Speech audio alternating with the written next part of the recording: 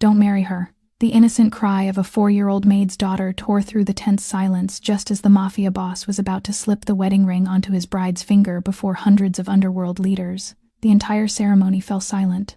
Dozens of bodyguards drew their weapons at once, yet the little girl stood trembling in the middle of the aisle, refusing to move, her eyes fixed on the woman in the wedding dress. No one could understand why a child would dare interrupt the most important wedding of the most powerful man in the city. But when she insisted that she had seen a secret no one else knew, the Mafia boss quietly lowered the ring. The moment he lowered it was also the moment a horrifying truth, hidden for years, began to emerge. There is a kind of loneliness that only exists at the very top. You cannot see it from below. From below, it looks like everything. From below, it looks like the answer to every question you have ever asked yourself about what a full life should look like. From the outside, Lorenzo De Luca had all of it. At 39 years old, he was the most powerful Mafia boss in Chicago, the third-generation heir of the De Luca dynasty, a bloodline that had ruled the city's underworld for more than 70 years. His estate on the north edge of Chicago spread across marble halls, 40 rooms, and gardens carved by hands that had built cathedrals in old Europe. 200 bodyguards patrolled its walls day and night. The FBI kept a folder on him thicker than a Bible, and even they were careful about what they wrote inside it. His name, whispered in the right room at the right hour, was enough to make grown men lose the taste for their whiskey. He owned casinos in 3 states. He owned senators the way other men owned watches. He owned the silence of 100 witnesses who had learned, one way or another, that silence was healthier than speech. And yet, every night, when the meetings ended, when the last capo had kissed his ring and slipped back into the dark, when Chicago itself finally lay down to sleep beneath its cold blanket of light, Lorenzo De Luca sat alone in his study with a glass of red wine that he never finished. Just sat there, just breathed, just felt that hollow space in his chest that no fortune, no fear, no woman, no bullet had ever managed to fill. He had not always been this man. There was a boy, once, in a small brick house, on a small brick street, 8 years old, skinny knees, dark eyes, a mother named Isabella who smelled of lemon and lavender, and who used to sing to him in Italian while she cooked. And there was a day, a Tuesday in early spring, when a war between 2 families spilled out of its lane. A stray bullet, meant for no one, meant for anyone, found its way through a window and into his mother's chest. She bled out on the kitchen floor with her son's small hand pressed against the wound. His father, a Mafia boss of the old, iron school, did not let him cry, not at the funeral, not on the drive home, not ever, in fact, that Lorenzo could remember. But before she went, Isabella pulled her boy close, and with her last strength, she whispered something into his ear that he would carry for the rest of his life. "Lorenzo, my love, a man's real power is not who kneels for him. A man's real power is who stays with him when he has nothing left in his hands." He never forgot those words, not once. But somewhere along the road, between his first blood war at 22 and the day the crown of the De Luca Empire settled on his head at 30, he forgot how to let anyone through the door of his own heart. Women came, women went. It was not that they did not want him. They wanted too much. And Lorenzo had built a fortune on being able to read a person's true intentions in 30 seconds flat. Too many times, he saw the same thing behind their eyes. They loved his empire. They loved his name. They did not see, and could not have seen, the small boy from that brick house, still standing on that kitchen floor, still holding his mother's hand. And then Vivian walked into his life. Vivian Romano, 28 years old, the only daughter of Don Salvatore Romano, the head of the Romano family, a Mafia dynasty that had been an ally of the De Luca bloodline for nearly half a century. Old money, old blood, old promises whispered across dinner tables in dialects that no one under 60 spoke anymore. They met for the first time at a peace banquet, held 2 winters ago at the Romano estate in the north suburbs. It was one of those quiet, dangerous evenings where 2 families sit across from each other, smile with their mouths, and count the exits with their eyes. Lorenzo was there because his father, on his deathbed, had asked him to keep the alliance alive. He was not expecting anything more than another long night of careful conversation. Then he stepped into the drawing room, and every man in that room, capo, consigliere, servant, all of them, stood up out of respect. Every man, except one woman seated by the fireplace with a book in her lap. Vivian Romano did not stand. She did not lower her eyes. She turned a page as if the most dangerous man in Chicago had not just entered the room. Lorenzo walked over, and before he could speak, Before he could even open his mouth to offer the polite greeting he had rehearsed, she looked up at him and said in a perfectly even voice, "Boss or not, a man still gives up his seat when a woman wants to sit." For the first time in months, maybe longer, Lorenzo De Luca laughed. A real, surprised laugh, the kind that came from somewhere he thought had gone cold years ago. He gave her the seat, and he never quite got it back. Vivian was sharp. Vivian was educated in a way that unsettled old men. She spoke 3 languages fluently, had earned her master's in business law from the University of Milan, and could argue a point in courtroom Italian, while wearing a silk dress that cost more than most people's cars. She read Dostoevsky in the mornings and quoted Machiavelli at breakfast. But what pulled Lorenzo in, slowly, quietly, over the next year and a half, was something smaller, softer, more dangerous. She remembered everything, the Barolo he preferred, and the specific vineyard it came from. The name of the mongrel dog he had as a boy in that brick house, a mutt named Bruno, the date of his mother's death, the 12th of March, mentioned to her only once, in passing, at a dinner where he had drunk 1 glass more than usual. She cried at the right moments. She laughed at the right moments. She fell silent at the right moments. She never asked for anything. She never seemed to need anything. She was, quite simply, perfect. The marriage itself was Don Salvatore's idea, floated over cigars one autumn evening on the Romano terrace. Lorenzo did not agree right away. He took his time. 18 months of dinners, of trips, of watching her from across rooms and asking himself the questions he had asked of every woman before her. And when he finally agreed, it was not just a wedding. It was the largest peace treaty in the modern history of the American Mafia. 2 dynasties merging into one. A shadow empire that, once sealed, would stretch from the Great Lakes to the Gulf, unrivaled on the continent. He proposed in Venice, on a gondola drifting along a canal at sunset, with a 5-carat diamond ring cut in the old Roman style. She said yes before he had finished the sentence, and she fit into his world so perfectly, so seamlessly, as if she had always belonged in it. That, in Lorenzo's 20 years of instinct, was exactly the kind of sign he had trained himself to read. He simply chose, this once, not to read it. But no man walks to the altar alone, and in the shadow just behind Lorenzo De Luca, close enough to feel the warmth of his coat, stood a man who had been there for 15 years, Marco Rossi, 42 years old, broad-shouldered, quiet-voiced, with dark hair going silver at the temples and eyes that missed nothing. He had been Lorenzo's right hand since Lorenzo was 24 and Marco was 27, back when they were both still climbing the bloody staircase of the De Luca hierarchy. Lorenzo did not call Marco a lieutenant. He did not call him a capo. Lorenzo called Marco something no other boss in the country would dare call his subordinate. He called him his brother, the brother he never shared blood with. And Marco had earned every syllable of that word. 3 times he had saved Lorenzo's life. 3 times. Once during the Detroit ambush, when a rival family opened fire on their car outside a hotel, and Marco threw himself across Lorenzo's body in the back seat, taking 2 rounds in his own shoulder so that Lorenzo would not take them in his chest. Once during the long, ugly purge of the Colombo faction, when a hired shooter waited in a stairwell and Marco walked in front, drew first, and dropped the man before Lorenzo had even seen the shadow move. And once, quieter than either of those, at a private dinner in Palermo, when Marco intercepted a glass of wine that had been poisoned, drank half of it himself before Lorenzo could lift his own cup, and spent 3 days in a hospital fighting for his life so his brother would not have to. Marco was always there, always on time, always one step ahead of what Lorenzo needed. When there was a problem, it was already handled. When there was a threat, it had already been removed.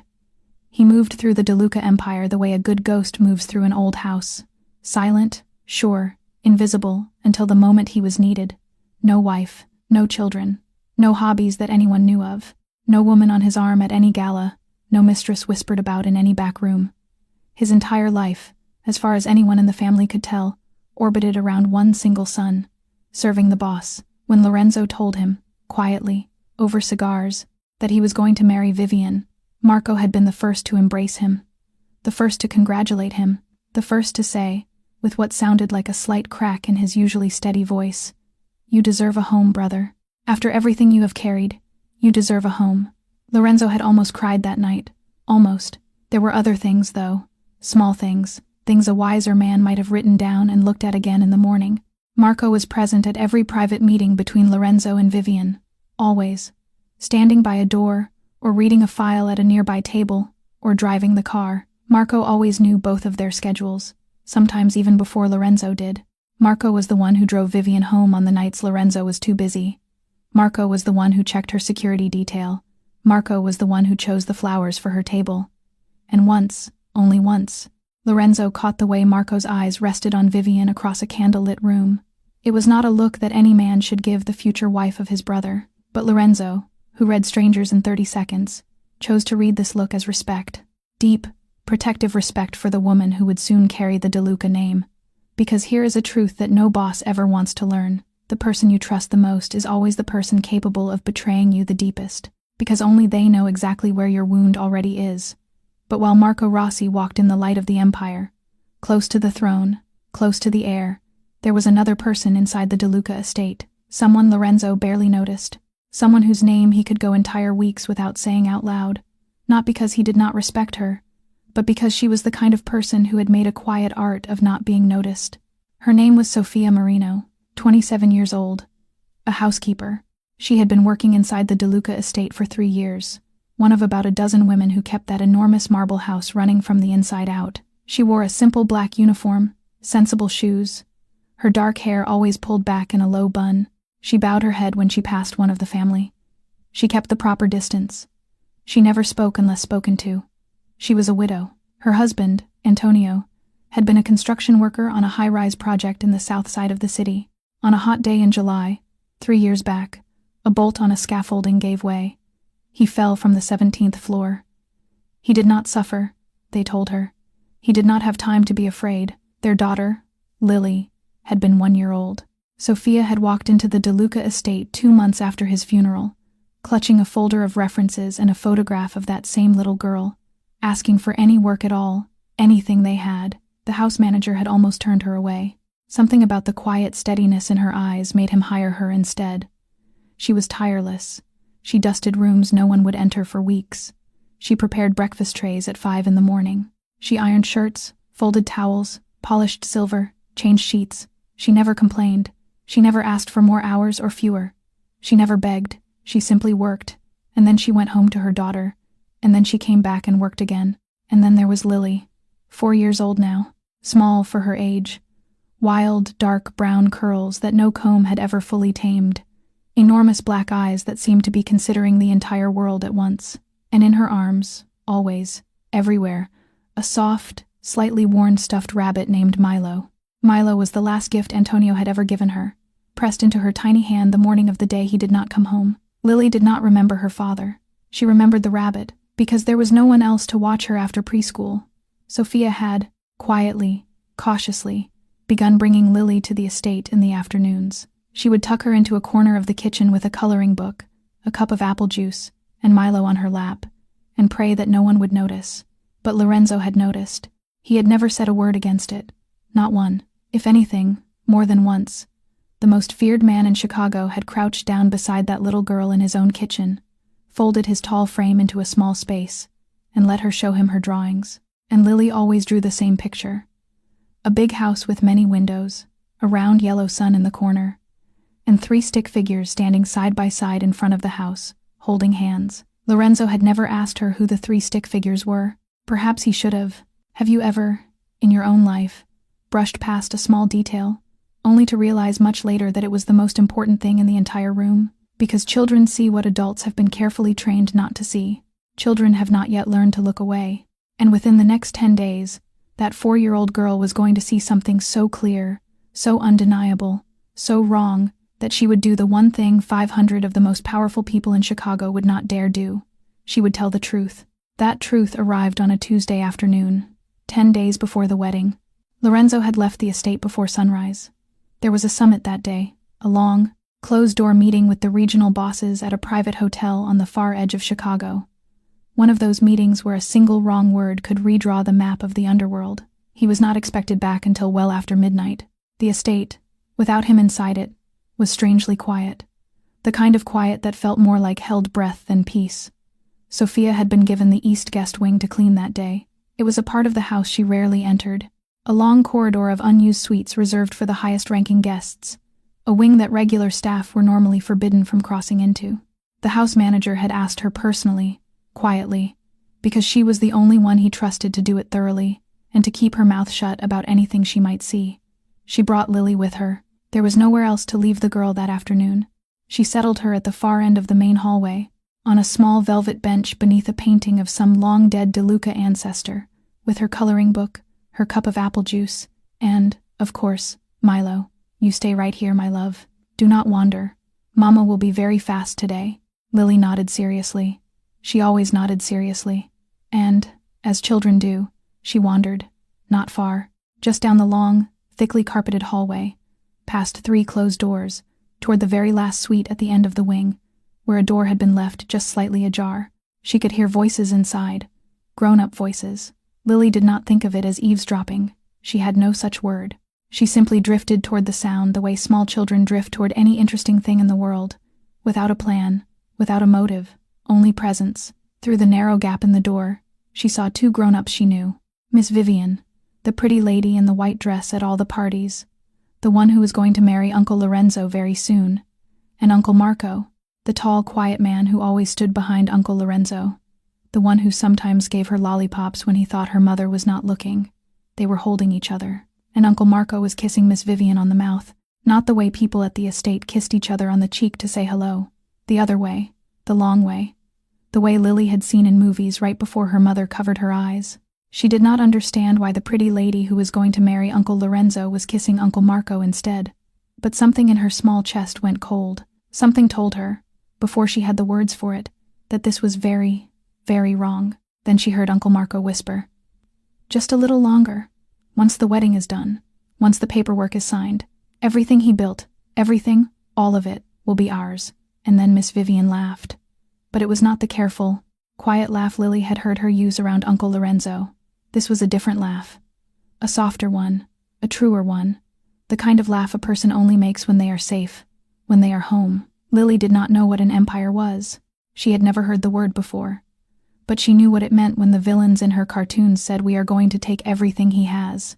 She had seen enough of those cartoons to know exactly what that sentence meant. She turned. She ran, small feet silent on the thick carpet. She found her mother in the linen closet at the other end of the hall, her arms full of folded sheets, and out it came, all in one breathless rush of a 4-year-old voice. "Mama." Miss Vivian was hugging Uncle Marco, and he said after the wedding they were going to take everything from Uncle Lorenzo. The sheets fell from Sophia's arms. She stood there for a long, frozen second. Her heart forgot how to beat. Then she gathered her daughter into her arms and held her tight, too tight. Her hands were shaking. My love, listen to me. You misunderstood. Grown-ups hug for many reasons. Maybe she was asking him for help with something. Yes, that is what it was. Do not tell anyone else, my sweet girl. Promise, Mama. Do not tell anyone, ever." Lily nodded, because Lily always nodded when her mother's voice sounded like that. That night, in their small apartment above the servants' quarters, Lily took out her crayons.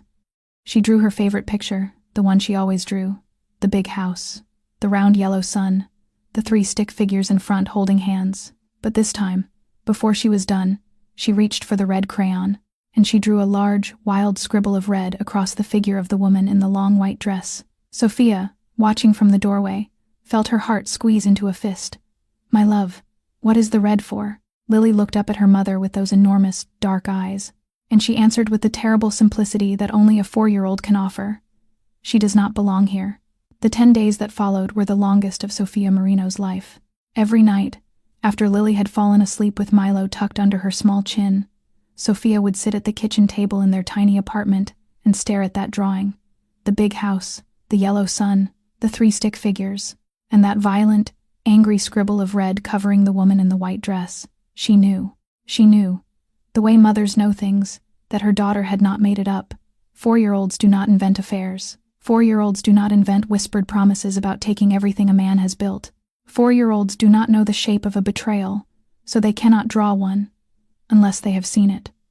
But who was she to speak? She was a housekeeper, a widow, a woman who fed her only child using the wages that Lorenzo DeLuca himself signed off on. She had no family in the city. She had no savings. She had no protector in the world other than the very man she would be accusing. And if she was wrong, if she had somehow misread the entire situation, She would lose her job before sundown, and she and Lily would be back on the street by the end of the week. And if she was right, and Marco Rossi found out that a housekeeper had opened her mouth about what a 4-year-old had seen through a cracked door, then she and Lily would not live to see the sunrise. She had been inside this house long enough to know that. She tried to talk herself out of it. Every hour of every day, she tried. Lorenzo De Luca is the smartest man in Chicago, she told herself, while she scrubbed the marble in the main hall. If something is wrong, he will already have seen it. He does not need a housekeeper to tell him what his own instincts should already be telling him. She threw herself into her work. She polished silver that did not need polishing. She reorganized linen cabinets that had already been organized. She stayed later, arrived earlier, kept her head down. She avoided the East Wing entirely. She avoided the sight of Vivian in her fittings, of Marco in his suits, of the wedding planner floating through the halls with clipboards and swatches of ivory silk. She made herself smaller. She made herself invisible. Ask yourself, honestly, right now, what would you have done?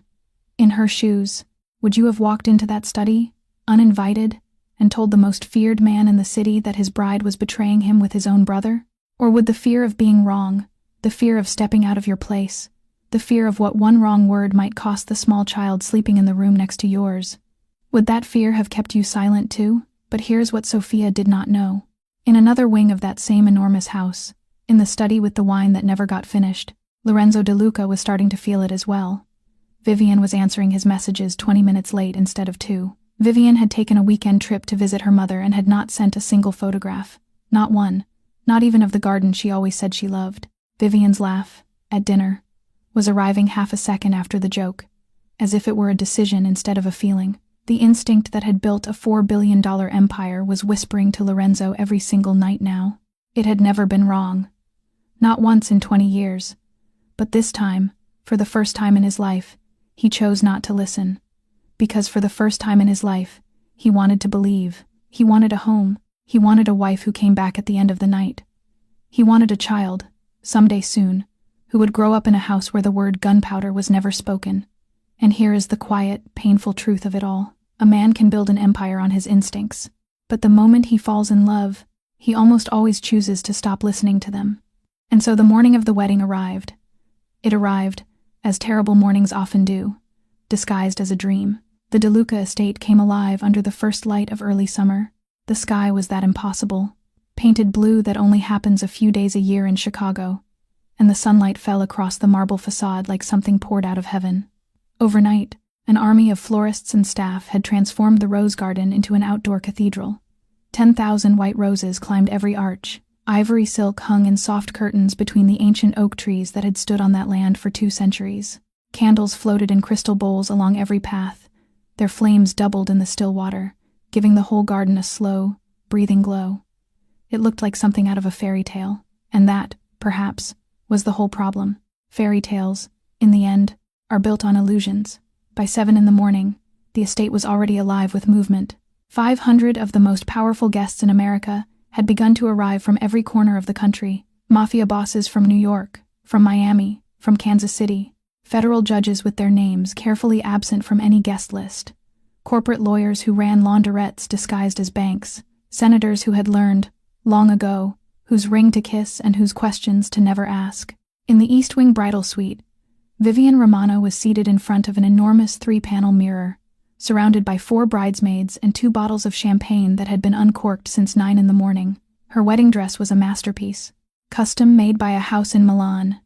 8 months of hand embroidery, 20,000 pearls sewn one by one into the corset by fingers that had probably gone numb halfway through. Her dark hair was pulled up in the classic Italian bridal style. Her skin glowed. Her eyes sparkled with what looked, to anyone who did not know better, like the perfect brightness of a woman about to marry the love of her life. But if you looked closely, closer than any of those laughing bridesmaids around her would ever bother to look, you might have seen something underneath all that light. A stillness, a precision, the look of a woman who was not falling into anything, the look of a woman closing a deal. On the opposite side of the estate, in a narrow room reserved for the household staff, Sophia Marina was also getting ready. There was no silk here. There was no champagne.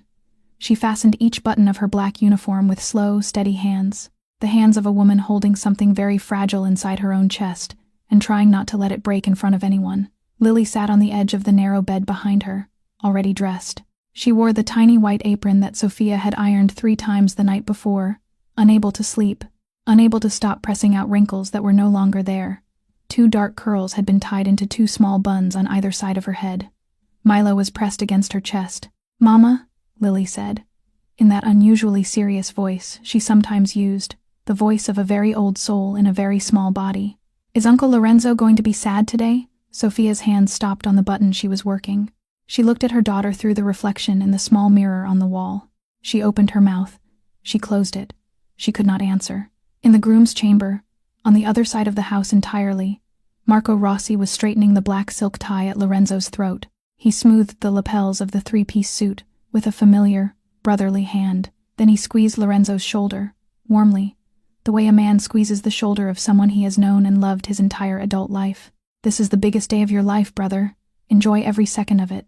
Lorenzo looked at himself in the tall mirror, and through 30 years of memory, softer than a breath, the voice of Isabella De Luca rose up from that kitchen floor, from the last conversation of her life. "A man's real power is not who kneels for him. A man's real power is who stays with him when he has nothing left in his hands." Lorenzo closed his eyes for 1 long second. He drew in a slow, deep breath, then he opened the door and walked out toward the altar. "Now, come back with me to that altar. Back to the moment we opened this story with. Back to the little girl in the white apron with the stuffed rabbit pressed against her chest. Because the cry has already been made. The words have already left her mouth. Do not marry her. And every eye in that garden cathedral of 10,000 roses is now locked on the smallest person in the room. What happens next is what none of those 500 guests, not one of them, would have ever expected to witness in their lifetime. Lorenzo De Luca, the man who had personally ordered the executions of dozens of traitors without so much as a blink, the man whose name alone could empty a room, slowly set the diamond ring back down onto the small velvet cushion held by the pale, trembling ring-bearer. Then he did something no boss in 3 generations of the De Luca line had ever done in public. He knelt. Right there, in the middle of the aisle, in a 3-piece suit worth more than the average family's car, in front of 500 of the most powerful people in the city of Chicago, in front of federal judges, senators, and the heads of every family that had ever pledged loyalty or war to his own. He knelt down until his eyes were level with the eyes of a 4-year-old girl. His voice, when it came, was very soft. There was no anger in it. There was no impatience.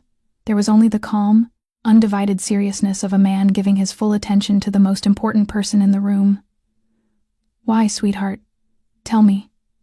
Tell me why. That simple, that direct, that completely, absolutely serious." Lily's small lower lip began to tremble. She could feel it now, all of it, the weight of 500 pairs of eyes, the weight of the moment, the weight of every single grown-up in that garden waiting to hear what a 4-year-old could possibly say that would justify what she had just done. But she did not run. She did not hide her face in Milo's fur. She stood her ground. She lifted one small trembling hand and pointed, straight past the altar, straight at the tall man standing in the first row on the right side of the groom, Marco Rossi. "I saw the bride hugging him," Lily said, her voice breaking on the fear of every word. "I heard him say that after the wedding, they were going to take everything you have." Her words fell into that garden like a single stone into a perfectly still lake, and the ripples went outward in every direction, silent and terrible. Lorenzo did not move, but from the altar, from beneath the veil of ivory lace, Vivian Romano made a small, sharp sound. She caught it in her throat before it fully escaped. She controlled it in less than a second. She was very well trained, but it was already too late, and in the first row, Marco Rossi stood frozen. For half a second, only half a second, his face turned into stone. Then he forced a stiff, thin smile onto his mouth and took a step forward, both hands open, in the universal gesture of a man about to explain a misunderstanding. "Lorenzo, brother, the child is small. She has misunderstood something she saw. You know how children are. They see a shape and they invent the meaning.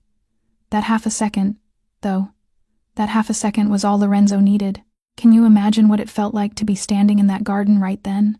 Can you imagine that silence? 500 people not breathing at the same time.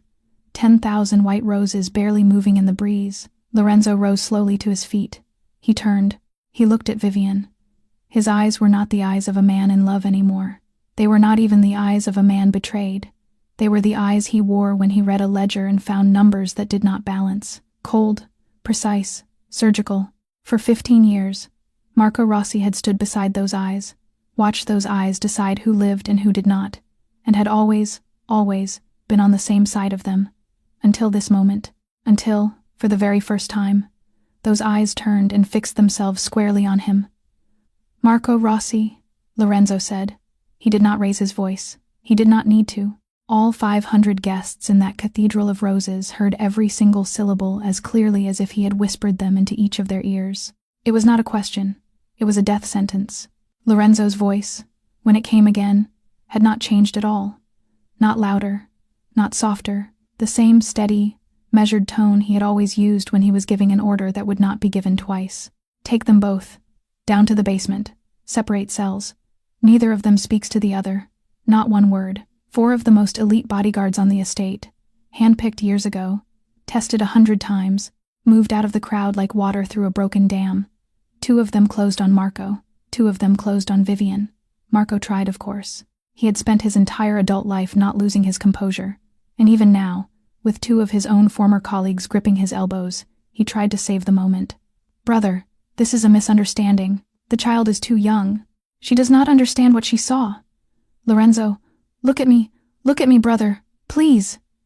Vivian went pale beneath her makeup, and even here, at the ruined edge of everything, she reached for the last card she had left. She played it the way an actress plays her final scene, all trembling lip and gathering tears.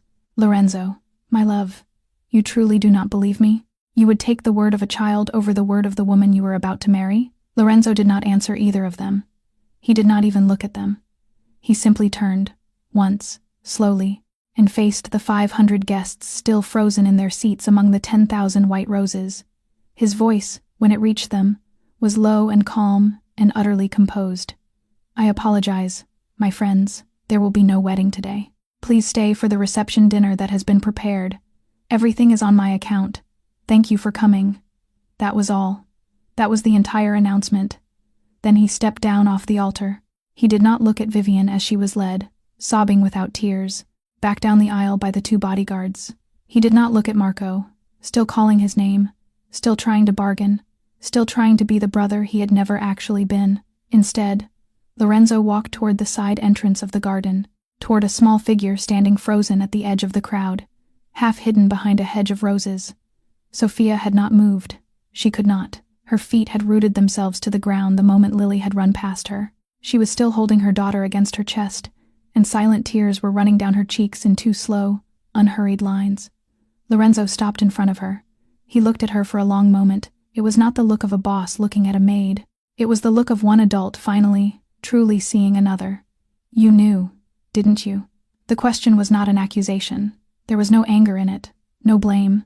It was only, quietly, the question of a man who wanted to understand. Sophia nodded. Her voice, when it came, broke. "I did. I was so afraid. I was so afraid I was wrong. I was so afraid I was right. I am sorry, sir. I am so sorry. I should have spoken." Lorenzo lifted his hand and placed it gently on her shoulder. There was no weight in it, no punishment, no resentment. "It is all right," he said simply. "She was braver than all of us." Then he lowered himself, one more time that day, into a crouch. He came down to Lily's level. Her eyes were still wet, her small chest still rising and falling too quickly. "Thank you, little princess." Lily tilted her head to one side, considering him with the enormous, black seriousness of a child, and then she asked, with the terrible directness that only children carry, "Uncle Lorenzo, are you still sad?" He thought about the question honestly. Because she deserved an honest answer. She had earned that, if nothing else, today. "A little," he said. "But much, much less sad than I would have been, if you had not told me." That answer seemed to satisfy her. Very slowly, very gravely, she held out Milo toward him, the way a small child offers her most precious possession to someone she has decided is safe. And Lorenzo De Luca, the most feared man in Chicago, laughed. A short, surprised, entirely real laugh that escaped him before he could catch it. He took the little rabbit carefully. He held it against his chest for 1 whole second. Then he handed it back. Beneath the De Luca estate, past 3 sets of iron doors and 1 silent guard, there was a place that did not appear on any blueprint. A hidden basement with 3 soundproofed rooms. No cameras, no witnesses, No paper trail. The kind of place that had been built by Lorenzo's grandfather 60 years ago, back when the world was harder and colder, and had been quietly maintained by every DeLuca boss since. Vivian and Marco were taken there before the sun had fully set on the day of the wedding that never happened. They were placed in separate cells at opposite ends of the long corridor. They could not see each other. They could not hear each other. They could not signal each other. They did not even know for certain that the other one was still alive. Marco had spent 15 years standing beside a boss who read men in 30 seconds. He knew how pressure worked. He knew how silence worked. He knew how a good lie had to be told just often enough, and just calmly enough, to become the truth. He denied everything. Steadily, consistently, with the smooth, level tone of a man who was more offended than afraid. Vivian only asked me to help her arrange a private family matter. She embraced me out of gratitude. Nothing more happened. The child saw a hug and invented the rest. Brother, you know me. You have known me for 15 years. You know I took a bullet for you in Detroit. You know I drank a poisoned glass of wine for you in Palermo. You know exactly who I am. Do not let a 4-year-old destroy that. He was very, very good. Not a single muscle in his face betrayed him. Not a single answer contradicted the last one. He never raised his voice. He never lowered it. He was, in every way, the man Lorenzo had trusted for a decade and a half. But Vivian was not Marco. She had never been trained for this kind of room. 3 days went by without sleep. 3 days of the same quiet questions, over and over, from 3 different interrogators, in 3 different tones. On the 4th night, one of Lorenzo's most trusted men entered her cell and, without a word, placed a laptop on the small metal table in front of her. He pressed play. On the screen, a grainy black and white security recording flickered to life. The East Wing corridor, the suite at the far end, a cracked door, 2 figures inside, one in a blouse, one in a dark suit, unmistakable even in the low resolution. There was no such tape, of course. Lorenzo had ordered his tech team to fabricate it that morning. It was a lie built on the word of a child. But Vivian, 3 days without sleep, did not know that. She broke. She wept. She begged. She dragged herself out of the chair and pressed her forehead against the cold cement floor. I betrayed him. I agreed to the marriage only to get inside the family, but I swear on my mother. I swear on everything. I was only following Marco. He came to me 2 years ago. It was all him. It was all his idea from the beginning. And then, one detail at a time, she gave up the plan. 6 months after the wedding, they were going to stage an assassination on Lorenzo. The blame would be cleanly laid on the Bellini family, an old rival that had been quietly hoping for a chance to reopen a war. As his lawful wife, Vivian would inherit everything.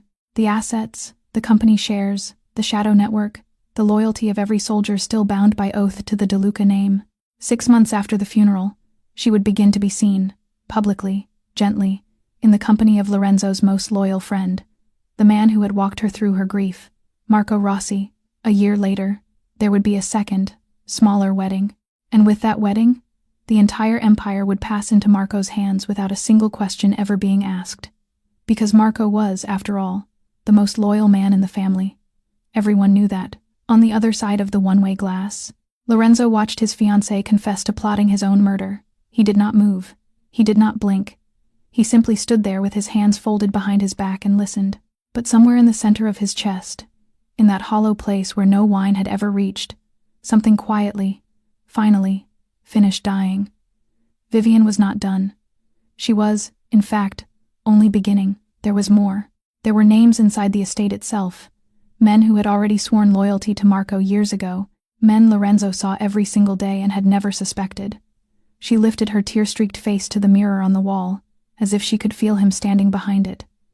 I will tell you everything, but you have to protect me. There are people inside your own house who are more dangerous than Marco. There are men who have been waiting for years.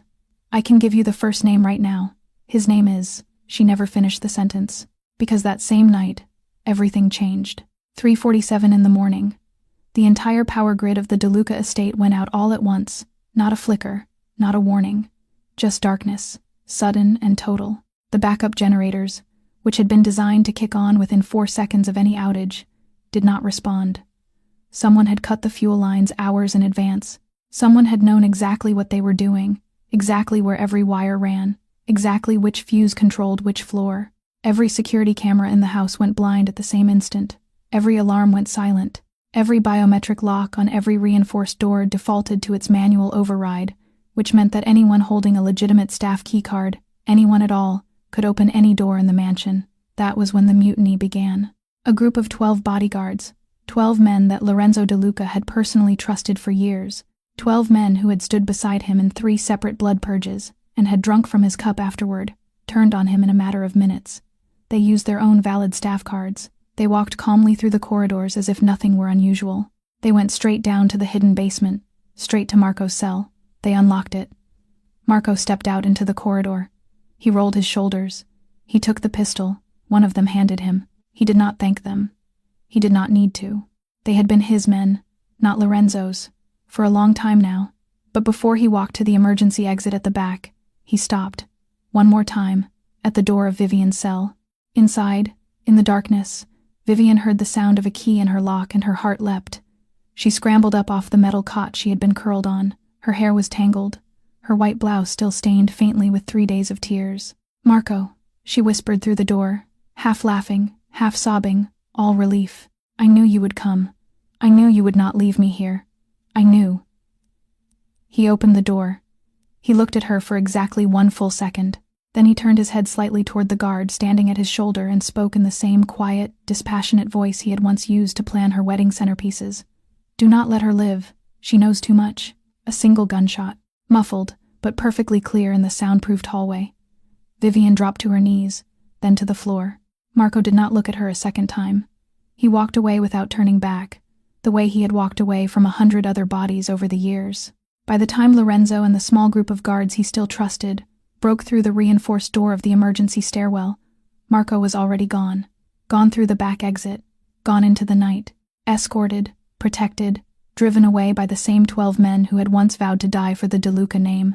Lorenzo dropped to his knees beside Vivian. She was still breathing. Barely. Blood was blooming out of her chest and soaking into the pale silk of her ruined blouse. Her eyes found his face and, for the last time in her life, looked at him clearly. She reached up. She caught his hand in her trembling one. "You do not know," she whispered. "You do not know how many. In your own house. Do not trust anyone. Do not trust anyone, Lorenzo. Please, not anyone." Her hand slackened. Her eyes drifted past his shoulder toward something only she could see. And then she was gone. In his hands. Lorenzo stood up. His face did not move, but his eyes had turned into 2 burning coals in a dead furnace. He lifted the small radio at his belt and spoke a single sentence into it. "Lock down the entire city. Not 1 car leaves Chicago tonight. I want the full duty list of every guard on shift right now. On my desk in 1 hour. 1 hour later, the list was placed in front of him. He read it once. Then he read it again. He did not blink. It was not 5 names. It was not 10. 32. 32 men on the De Luca payroll had either taken part in the mutiny that night or actively looked away while it happened. Among them were 8 capos he had personally promoted, 3 of his most trusted crew leaders, and the head of estate security himself, a man who had been at Lorenzo's side since Lorenzo was 20 years old. A man who had held him upright at his own father's funeral.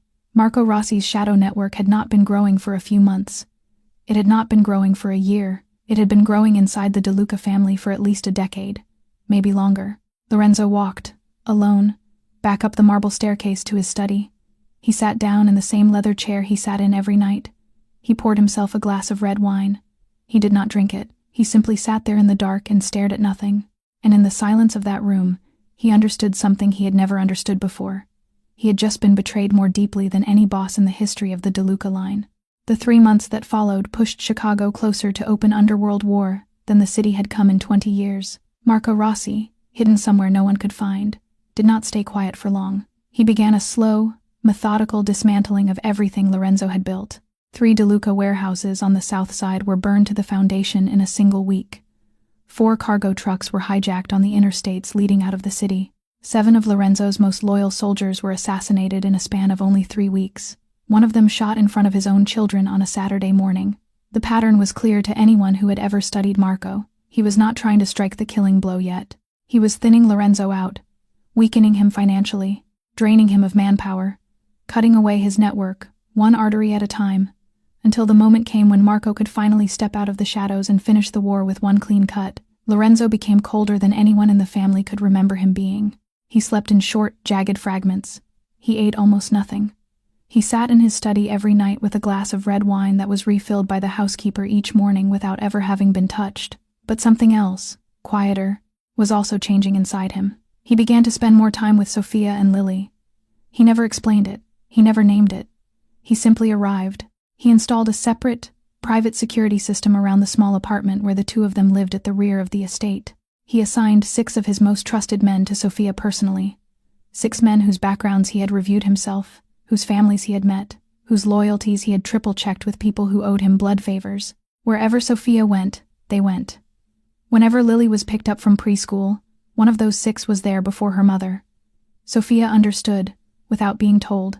Lily had saved his life, and now he was protecting them with his own. Every night, once Lily had been tucked into bed with Milo pressed under her chin, Lorenzo and Sophia began, without ever planning it, to meet in the kitchen. At first it was only for a few minutes, a shared cup of tea, a small exchange of words about the day. Then it was for an hour, then 2.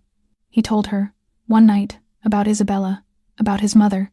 He had never told anyone else. Not one of his lovers, not one of his friends, not even Marco. He told Sophia about the phrase his mother had whispered before she died, about a man's real power. He told her about the small boy who had sat next to his mother's body on that kitchen floor for 3 hours, not crying, because his father was on the way home and his father did not allow crying. Sophia listened. She listened the way Lily had been listening to him for many months in the kitchen corner, wholly, without calculation, without agenda. She did not interrupt. She did not offer sympathy in the practiced way of society women. She simply held space for him, the way certain quiet people know how to do. He told her about the loneliness at the top of the empire, the kind of loneliness he had never named out loud in his entire life. And in return, slowly, she told him about Antonio, about the 17th floor and the bolt that had failed. She told him about the small town in Ohio she had grown up in, and Lorenzo, quietly, softly, realized it was the same state where he had been born, only 2 counties away from the brick house of his childhood. She told him about a dream she had once carried, before the funeral, before the widowhood, before the black uniform, of studying landscape architecture, of building gardens, of giving people places to breathe. Lorenzo looked at her for a long moment across the kitchen table, longer than he had ever looked at her before, and a realization moved through him with the terrible slowness of a truth long overdue. This woman had been living in his own house for 3 years, and he had never truly seen her. He had been too busy seeing threats. He had been too busy seeing opportunities. He had been too busy seeing conspiracies and enemies and moves on the invisible chessboard of his empire. He had never once seen the simplest thing in the entire building. A kind woman, a gentle child, living quietly, humbly, right beneath his roof. Marco Rossi did not need much of a spy network to figure it out.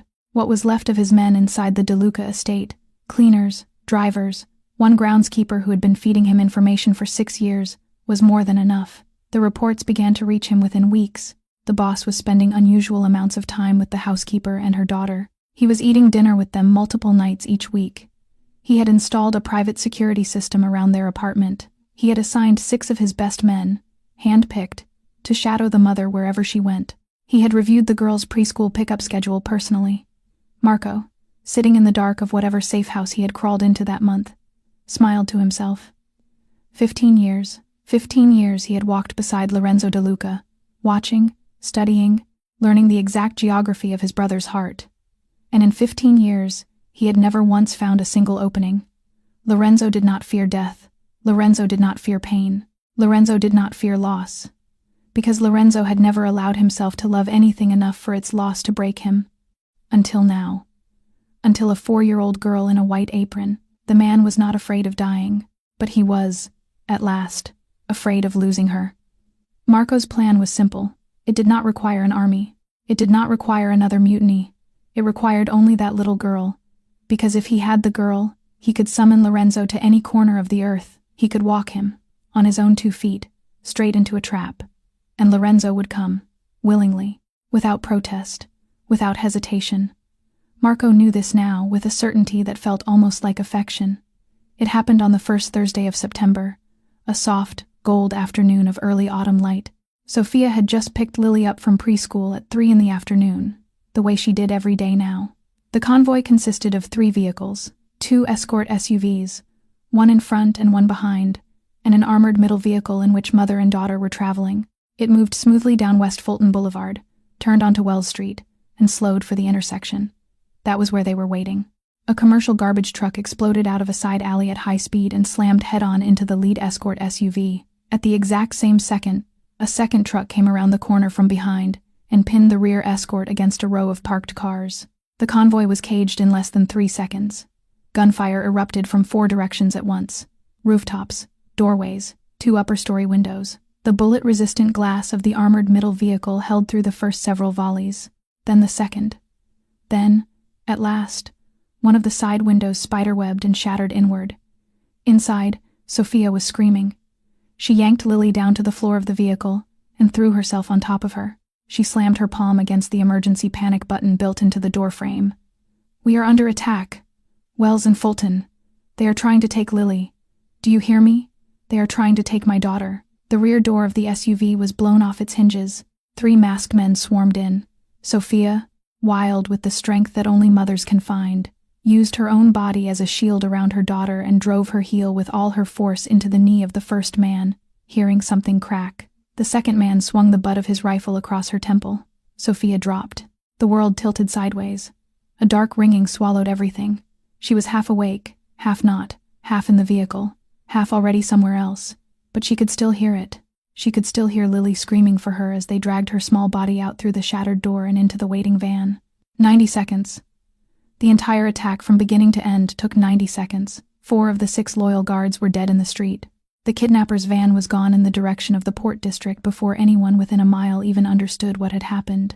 Lorenzo received the emergency call in the middle of a strategy session. With the last 3 capos he still fully trusted. He was leaning over a map of Chicago, pointing at a warehouse cluster in Cicero. When his phone rang, he answered. He listened for exactly 4 seconds. Then he stood up so fast his chair went over backward. His phone slipped out of his hand and hit the marble floor. The 3 capos, men who had known him for 15 and 18 and 22 years respectively, saw something on his face they had never once seen in all that time. Real, human panic. A few minutes later, his phone buzzed on the marble where it had fallen.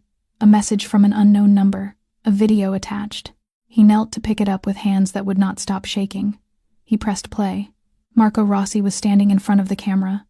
Behind him was an empty, bare concrete room lit by cheap industrial lights. And there, in the center of that room, tied to a small wooden chair with rope around her tiny wrists and ankles, was Lily.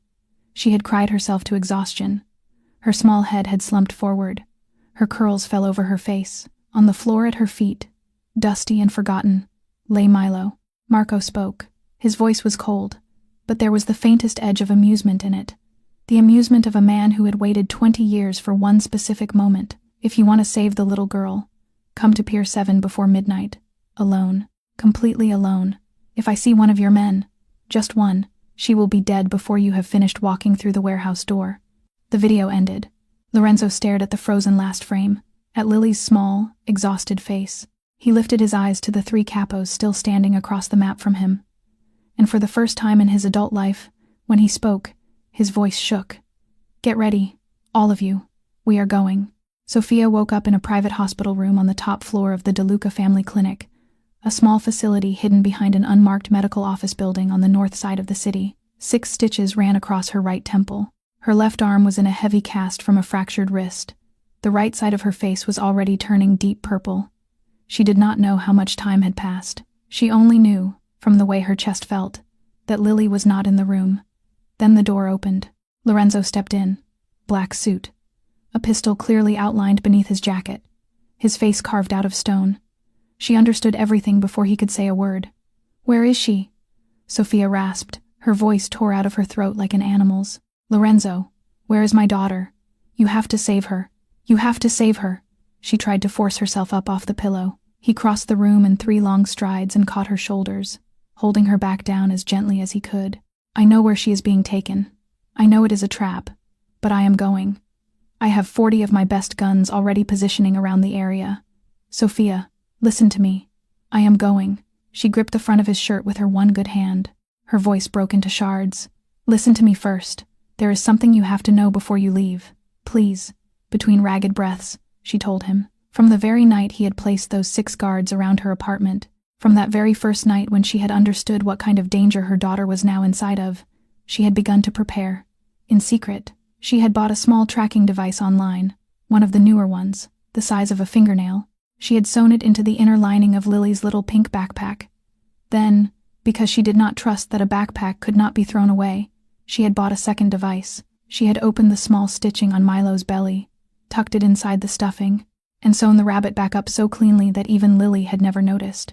She had not told a single soul, not the guards, not the house manager, not another housekeeper, not even, until now, Lorenzo himself. She fumbled for her phone on the bedside table with her one working hand and pushed it into his. She showed him how to open the tracking application. She whispered the passcode. 2 glowing blue dots pulsed on a map of Chicago, both moving south, both moving toward the Port District. Lorenzo stared at the screen. Then he stared at her, the housekeeper, the quiet widow he had barely seen for 3 years. She had prepared for this exact night, silently, months before it happened. "When?" he said. His voice sounded strange to him. "When did you do this?" Sophia looked up at him through the tears and the blood still streaked across her face. "From the night you put guards around us. I understood right away. I understood that they could come after my daughter, in order to come after you. And I would not allow that to happen. I would not." In that instant, Lorenzo DeLuca understood something that 39 years of life had never taught him. There were kinds of love that did not need words, that did not need vows, that did not need any ceremony at all. There were kinds of love that showed themselves only in small, silent preparations, made long before anyone thought to ask. He leaned down. He pressed a brief, firm kiss to her forehead. It was not a romantic gesture. It was a vow. "I will bring her home. I swear on my mother's soul." Then he turned and walked toward the door. Black suit, pistol beneath his jacket, eyes like 2 cold stars. Sophia's voice caught him at the threshold. "Lorenzo." He stopped. He turned his head, just slightly. She whispered the words. The ones both of them already knew were as much a promise as a question. "Come back to me." It was the first time she had ever called him by his name alone, without the word "sir" in front of it. Lorenzo nodded once. He said nothing at all, but his eyes said everything that his mouth was not yet ready to. Then he stepped out of the room. The autumn night in Chicago was cold and dark and heavy with rain that had not yet started to fall. But for the first time in his entire life, Lorenzo DeLuca had a clear, undeniable reason to come home. 11:30 at night, Pier 7, at the far southern edge of the Chicago Industrial District. A forgotten stretch of rusted cranes, empty warehouses, and cracked concrete. Fog rolled in low across the black water of Lake Michigan, thick enough to eat the street lamps whole. Lorenzo DeLuca stepped out of the car and walked in alone, exactly as Marco had demanded, his black suit already damp from the fog, his pistol tucked out of sight beneath his jacket. But he had not come without a plan. 40 of the very finest men he had left, 40 men whose loyalty he had rechecked one by one during the drive south, were already in position around the pier. Some crouched inside stacked shipping containers, some flat on the roofs of the nearby warehouses, some beneath the pier itself, half submerged in cold water, breathing through short tubes, all of them waiting for a single signal from a small radio hidden inside the inner pocket of his jacket. Warehouse 7 rose out of the fog like the corpse of some enormous animal, a rusted steel building nearly 15 meters tall. Its side door had been left slightly open, just wide enough for one man to step through. Lorenzo stepped through. Inside, the space had been cleared and lit with cheap industrial LED lights on tall stands. The glare was harsh, unforgiving. Around the edges of the empty concrete floor stood roughly 20 armed men. Some of them Lorenzo recognized. All of them had once eaten at his table, and in the exact center of the warehouse, in a small wooden chair with rope binding her tiny wrists and ankles, sat Lily. She had cried herself past crying. Her small head had slumped forward against her chest. Her curls hung over her face. Her breathing was shallow and even, as if she had fallen into a kind of exhausted, uneasy sleep. On the concrete floor at her feet, half in shadow, lay Milo, one of his soft ears, now torn nearly loose from his head. Lorenzo walked in slowly. He did not draw his weapon. He held both hands open, palms visible, at the level of his chest. "I am here," he said. His voice carried through the warehouse without any trouble at all. "Let the child go. If you want someone, take me." Marco Rossi stepped forward into the light, and for the first time in 15 years, he was not pretending anymore. The smile on his mouth was not the smile of a sworn brother.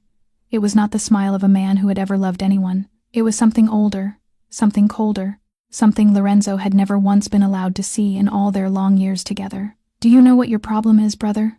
Marco said, softly, almost affectionately. "You have always been so smart. You can read a stranger in 30 seconds. But you have one fatal weakness. You trust for far too long. 15 years is far too long." He began to circle slowly, the pistol easy in his hand. Then he began to speak the truth he had carried in silence for his entire adult life. "My father's name was Giovanni Rossi. He was the underboss of the De Luca family for 12 years. He was your father's right hand." Lorenzo went still. The name reached back into the dim corners of a childhood he had spent most of his life trying not to visit. He had heard it, yes, in whispered conversations at his father's dining table, in a folder his father had once burned in a marble fireplace, but he had never once, in all these years, connected it to the man standing in front of him now. 25 years ago, Marco continued, my father proposed something at the head table. He said the family should get out of the narcotics business. He said we should move fully into legitimate holdings, real estate, shipping, legal capital. He called it evolution. Your father called it betrayal. Marco's eyes began to burn. Your father had him shot in Little Italy, in the middle of the piazza in front of the church, on a Sunday afternoon, in front of the neighborhood he had lived his entire life in. He stepped closer, close enough now that Lorenzo could see the exact shape of his old friend's soul. At last, laid bare. I was 17 years old. I was standing in that crowd.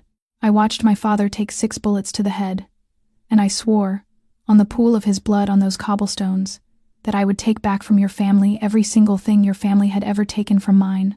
Becoming Lorenzo's right hand had only been the first step of a plan 22 years in the making. Vivian had never been anything more than a piece on the board. Marco had approached her 2 years earlier through a mutual acquaintance, planting the seed of ambition slowly, patiently, feeding her fantasies of power one careful word at a time. The marriage was meant to be a legal instrument, nothing more. A key that would fit into the De Luca inheritance without triggering suspicion. After the fake assassination of Lorenzo, blamed cleanly on the Bellini family, Marco would emerge from the shadows as the last loyal man standing, the devoted brother who had spent his life avenging the fallen boss. The empire would fall into his open hands like ripe fruit, and not one voice at the table would question it. You were supposed to die on your wedding day, Marco said. He lifted his pistol now, slowly, deliberately, and aimed it directly at Lorenzo's chest. But better late than never. I will admit something to you, brother. Just once, that housekeeper's child. She was braver than you ever were. Lorenzo looked directly into Marco's eyes. No fear, no anger, not even hatred. Only one quiet question. Did your father love you, Marco? Marco froze. Just for half a second, only half a second. Lorenzo went on, softly, evenly, because if he loved you, he would never have wanted you to become the very thing he died trying to leave behind. Lorenzo's words cut into Marco Rossi the way a small blade cuts into a wound that has never been allowed to heal. That half a second of hesitation on Marco's face, that tiny flicker in his eyes, was the exact opening Lorenzo had been waiting for. His right hand slid, very slowly, into his inner jacket pocket. His fingers closed on the small radio hidden there. He pressed the single button on its side. The signal traveled. For one heartbeat, nothing happened. And then all 4 walls of the warehouse detonated inward at the same instant. The windows shattered from every direction. Glass fell like hard rain. The 40 guns Lorenzo had positioned around Pier 7 opened up simultaneously, floodlights blazing, smoke grenades rolling across the concrete floor in white clouds. Warehouse 7 turned into a battlefield in 3 seconds. Marco dropped to one knee and fired wildly toward where Lorenzo had been standing. But Lorenzo was no longer standing there. He was already rolling low across the concrete, half sliding, half sprinting, heading straight for the small wooden chair in the middle of the room. Bullets tore through the air above him. One of Marco's men dropped, hitting the floor beside Lily's chair with a wet, heavy sound. Lily jolted awake, her small body seizing in terror, and she began to scream. Close your eyes, princess. Uncle Lorenzo is here. I am here. He skidded to his knees beside her chair. From beneath the cuff of his sleeve, he flicked out a slim blade he had carried for 20 years and sliced through the rope around her wrists and ankles in 2 quick motions. Lily lunged for him, her small arms locked around his neck. She sobbed into his shoulder in a way that no 4-year-old should ever have to sob. He lifted her up. He turned his own body into a wall around her small frame, and he ran, low and hard, toward the side door where his most trusted men were already pushing in with rifles raised, laying down covering fire behind him. Marco had taken a round low in his thigh. He had gone down onto the concrete, blood pooling under him. But he had not dropped the gun. With the terrible clarity of a man who understood, all at once, that he had lost everything he had ever built his life around, he raised the pistol one more time. He aimed it at Lorenzo's back, at Lorenzo running with the child pressed against his shoulder, at the last 22 years of Marco Rossi's plan turning into ash.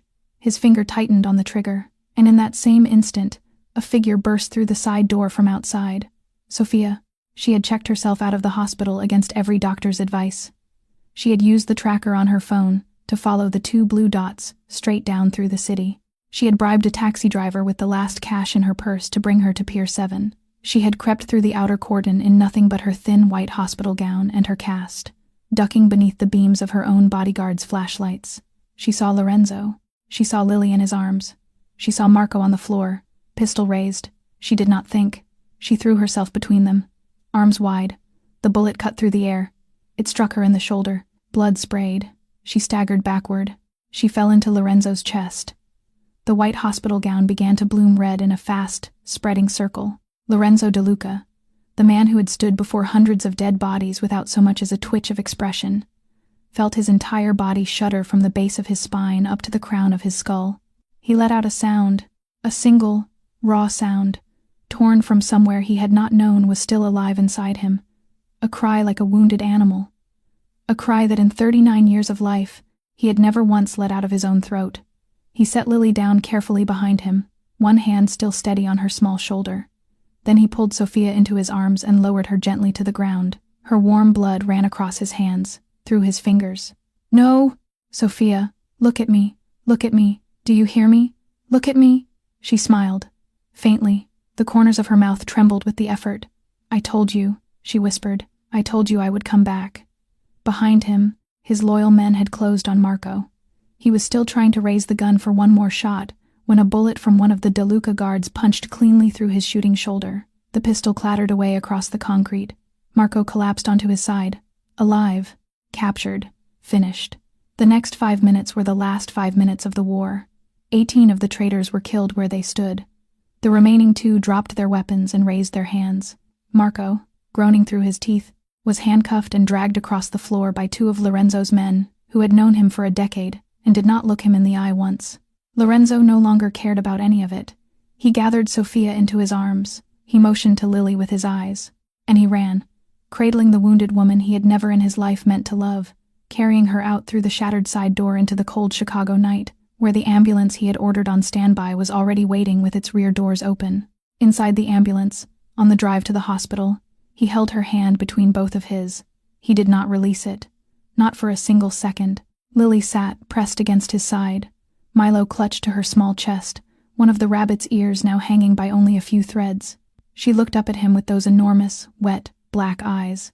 "Uncle Lorenzo," she whispered. "Is my mama going to be okay?" He looked down at Sophia's pale face. He forced his voice to hold steady. "Your mother is going to be all right. I promise you. I am not going to let her go anywhere." He was saying the words to Lily, but he was really saying them to himself. 4:12 in the morning, at the private De Luca family hospital on the north edge of Chicago. The surgery had lasted 7 hours. 7 hours of Sophia Marino under the bright white lights of the operating theater, of surgeons quietly cutting, cleaning, stitching, of a small team of nurses passing instruments and pressing back tides of red. The bullet had entered through the meat of her shoulder, had brushed within a hair's width of the subclavian artery, and had exited through the back without severing the vessel. For those 7 hours, Lorenzo De Luca sat in the hallway outside the operating room, in the same black suit he had worn to the warehouse, blood still dried in dark ribbons along his sleeves and knuckles. Lily was asleep across his lap, curled into a small ball, her small fist wound tightly around Milo's remaining ear. Every few minutes she stirred and whimpered in her sleep, and each time he stroked her hair with a hand that did not stop trembling for the entire 7 hours.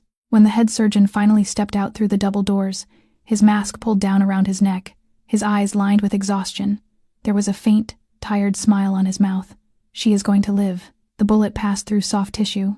It did not touch her lung. It did not tear the artery. She will need weeks of recovery and physical therapy for the shoulder, but she will be all right. Lorenzo bowed his head over the sleeping child in his lap, and for the first time in 20 years, One single tear fell from his eye onto the back of his own hand, quiet, small, unwitnessed by anyone in the empty hallway, but entirely real. In the days that followed, he sat beside Sophia's hospital bed every single day. He read aloud to her from books he had not opened since his university years. He told Lily fairy tales in the small hours of the afternoon, and was quietly astonished to discover that he still remembered them, every one of them, buried somewhere beneath 30 years of blood and paperwork. And then there was the matter of Marco. Lorenzo could have chosen the old way, the way of his father, the way of his grandfather. A single quiet order, whispered into the right ear, and Marco Rossi would have simply ceased to exist. No body ever found, no story ever told, no trace ever left behind. That was how the De Luca line had settled such matters for 70 years. Lorenzo chose differently. He called the FBI. Yes, he, Lorenzo De Luca, the third-generation heir of the largest crime family in the Midwest, called the Federal Bureau of Investigation, through his family's most senior attorneys, with airtight immunity agreements negotiated line by line. He handed them Marco Rossi. And with Marco, he handed over the entire evidence file. All 32 names, every ledger, every transaction record, every money laundering route, every offshore account, every silent partner. Marco was sentenced to life imprisonment without the possibility of parole. The traitor network was dismantled root and branch within a single month. Some of them were arrested at their homes. Some of them fled and were caught at airports. 2 of them tried to run and did not survive the chase. Then Lorenzo did something no De Luca boss in 3 generations had ever done. He convened the regional bosses of the American underworld for one final meeting. They gathered around a long oak table in a private dining room outside of the city, the same room in which many treaties had been signed with knives beside the wine glasses. "I am retiring from this world," he told them. That simple. He signed the documents his lawyers had prepared. Every underground operation of the De Luca family was dissolved. Every illicit pipeline was surrendered to federal authorities through the proper legal channels. Every shell company was transferred out of family control and placed under independent trustees. He kept only what was fully, cleanly, entirely legal: the hotel chain across the Midwest, the real estate holdings in 3 states, the international shipping company his grandfather had founded before the family had ever chosen the harder path. The other bosses at the table did not understand. Several of them told him plainly that he had lost his mind. One of them, an old man from New York, quietly suggested that Lorenzo had become weak. Lorenzo only answered, at the end of that final meeting, in a voice that carried more peace than any of them had ever heard from him. "I have come to understand something very late in my life. Real power is not who kneels for me. Real power is who stays with me when I have nothing left in my hands." He paused for one long second and looked around the table. "My whole life, I have been measuring the wrong things. It is time to start measuring the right ones."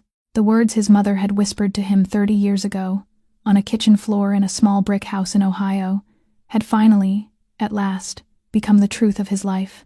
Isabella De Luca had been dead for 31 years, but that night, walking alone out of that oak-paneled room, in the ruins of the empire his father had built, Lorenzo could almost feel her standing somewhere just behind him, smiling. 1 year later, the De Luca estate had changed in ways that no one who had walked its marble halls a year earlier would have believed possible. There were no more gunshots, no more secret meetings behind iron doors, no more 200 bodyguards patrolling the grounds around the clock.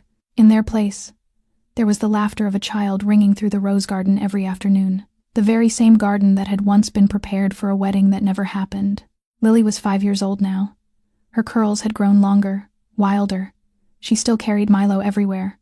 Only now the little rabbit wore a small blue bow around his neck, and a fresh red pencil lived on her desk, kept sharp for whatever new pictures came to her mind. Sophia had fully recovered. All that remained of Pier 7 was a small crescent-shaped scar on her shoulder. Lorenzo kissed that scar softly every morning while she was still asleep.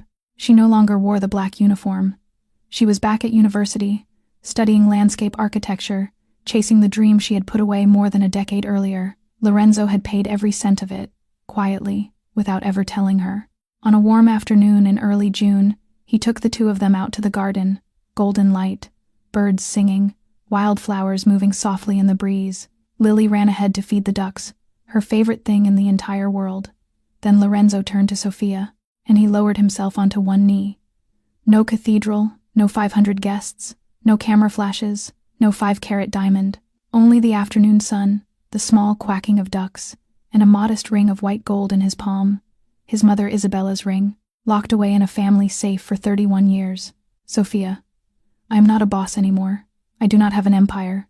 I do not have 200 bodyguards. I am just a man who wants to spend the rest of his life loving you and Lily. Will you marry me? She burst into quiet tears. She could not speak. She only nodded. Lily came running from the pond. She placed Milo gently on the grass between them, tilted her head, and looked up with those enormous, dark eyes. Uncle Lorenzo, now you can come inside my picture, right?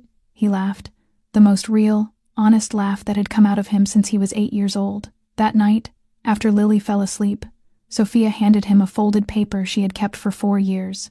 A big house, a yellow sun, 3 stick figures holding hands.